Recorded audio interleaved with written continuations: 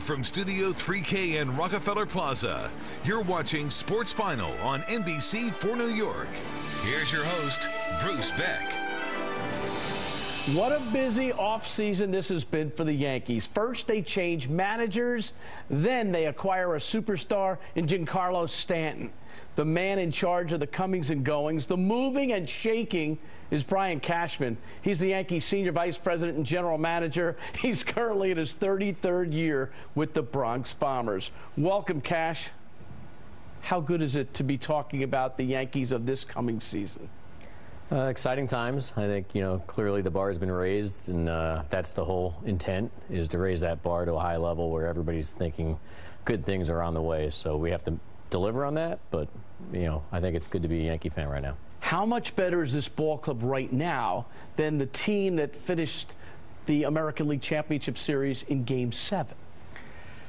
That's an excellent question. We're going to find out. We added Stanton, clearly, which, revs up our offense. There was some deficiencies, I think, at first base last year and DH for, too long a period of time last season. So I think with Greg Bird's return to full health for a full season, and then obviously with Stanton in the mix now to rotate with the outfield and the infield, outfield and DH, I think it's got a chance to be a much added influence on that offense. How'd you pull off the Stanton deal? Because the last time I talked to you, you said next year was going to be the big year that you were going to chase those free agents. Well, yeah, it kind of developed over time. We had all eggs in the Ohtani basket, like I think the 29 other teams in baseball. And then when he declared himself going nowhere, with spring training in Florida and anything east of the Mississippi, we pivoted. The Stanton thing developed over time with the new ownership group down there, and once that happened, we sniffed around on it for a while, and then it's over time started to get some legs and reality, and then boom, next thing you know, we've got an opportunity to land a great player. And I got to congratulate ownership, Steinbrenner family, stepping up like they've done for generations now here to deliver on a substantial contract, but an impactful player nonetheless. How do you think this impacts your Rookie of the Year, Aaron Judge, and does it change the dynamic? I just think it creates even that much more excitement. I've not seen, I've been around now for a long time, and I've not seen the type of atmosphere that his batting practice sessions and, the in-game at-bats that people would stop anything to watch what he would do. Batting practice is like must-see TV, It's a reality TV show in itself. And now we've got two, the dynamic duo there, and it's exciting. And it's the talk of, the entire league. Wherever we're going to go on the road, too, it's going to create, a lot more people showing up at the ballpark early, which is amazing. So, listen, we are definitely in it to win it, and this is a sport that you got to compete to win, but it's also an entertainment side, and it's going to drive a lot of interest, which is exciting for us. Since the managerial change, what have you learned from Aaron Boone, and what do you see in him? I love his demeanor. His baseball intellect is extremely valuable. He knows everybody in the game. His communication skills are off the chart. Obviously, it's going to be a learning curve. We're going to go through some growing pains nonetheless, but they're ones we're willing to do. I think as this thing developed over time, he surprised and stepped up in a way that, my entire baseball operations department said, this is the next guy. And so we're looking forward to see what happens with it. You're putting pressure on a guy who's never managed the game by bringing in Stanton and having all these components, and everyone saying the Yankees are going to win this year. Well, that is true, but the only way to allow your manager to be the best he can be is to give them the most talent they can possibly have. And in the end, it's really a player's game, so I'm hopeful that no matter who's in that dugout, and those are important people. They're great leaders. They're motivators. They have to know, what buttons to push and when, and I believe Boone has that quality. But in the end, if we give him enough talent, we want it to be a situation where it's stay out of the way and let them play. If you have some great players and leadership in that dugout, which we do, we're hopeful that it can play out over time. Sanchez, Judge, Bird, Severino, the homegrown talent. It's like the Yankees of old during the Jeter-Posada era. What does it mean to you to be able to keep guys in your organization and to foster their development? We've learned over time, because we've been there and done that before as well, that, the best, strongest teams are the ones that come up organically through your system, playing together. The fans, follow them every step of the way.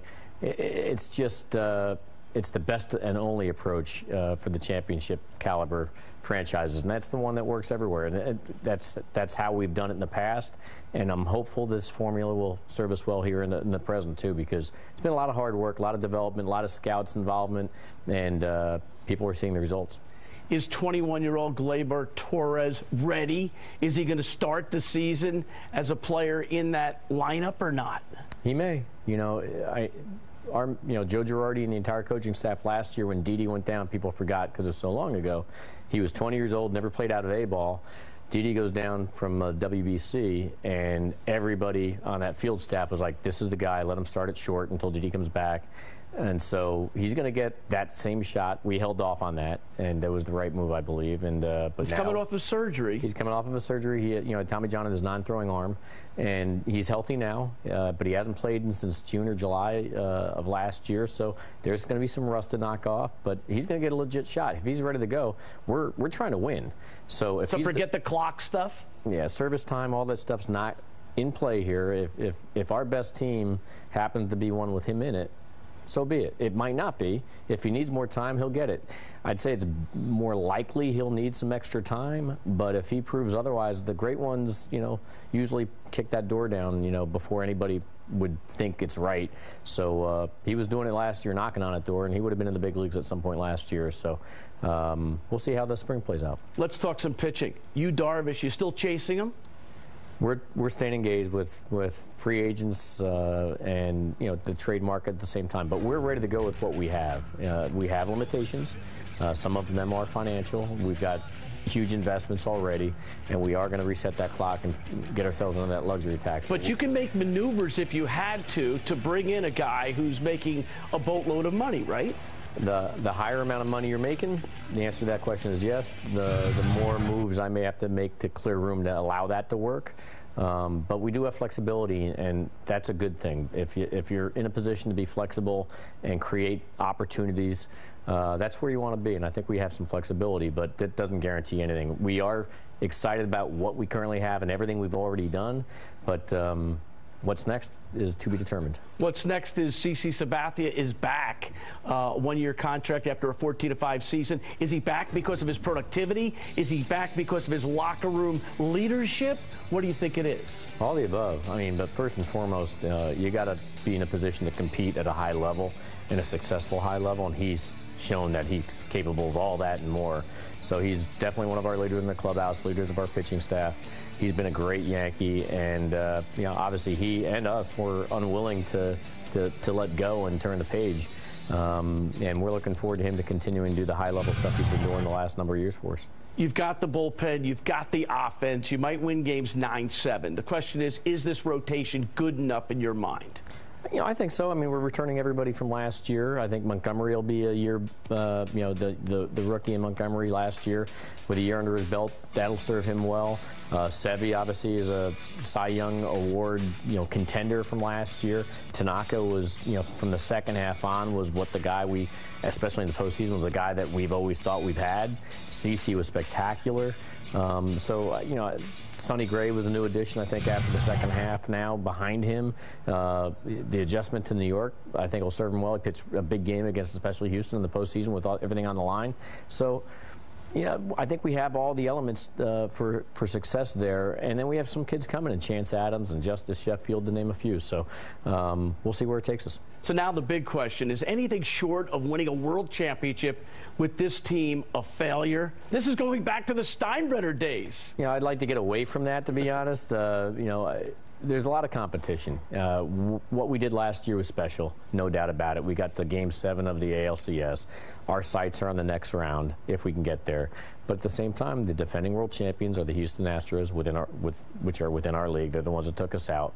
We didn't win the division last year. Boston beat us last year, so we were the wild card. So we got to, first things first, we got to find a way to get past our nemesis in Boston and win the American League East to get that automatic berth, and then go from there. And it's 162 games. That marathon's a long way to go.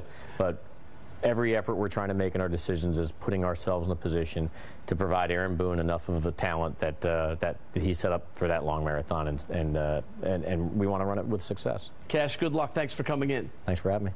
That's Brian Cashman, who's now in his 21st year as GM of the Yankees. He's the longest tenured general manager in Major League Baseball and owns 5 World Series rings overall. We're back with more in a moment on Sports Final.